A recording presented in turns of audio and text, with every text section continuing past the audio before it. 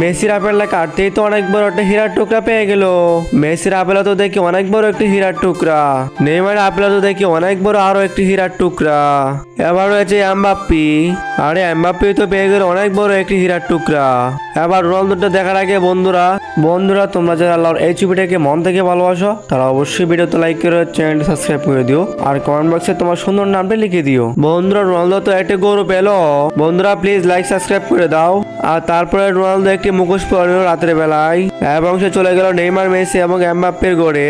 আর তারপরে গিয়ে দেখলো তারা ঘুমাইতেছে, তারপর সে সেখান থেকে লকারে চাবিটা চুরি করে ফেললো। আর তারপরে লকার খুলতে দেখলো ওখানে বিভিন্ন রকম আপেল রয়েছে, আর রোনালদো তো সেখান থেকে একটা আপেল চুরি করে নিয়ে গেল, কিন্তু নেইমার, মেসি, এমবাপ্পে তো কেউ টের পায়নি। তারপর রোনালদো সেটা নিজের বাসায় নিয়ে আসে, তারপর রোনালদো সেটা দেখে তো খুবই খুশি হয়ে যায়। তারপর রোনালদো সেটা কাটতে শুরু করলো, অবশ্যই দেখা গেলো সেটার ভিতর রয়েছে অনেকগুলো হীরার টুকরা, আর এটা দেখে তো নেইমার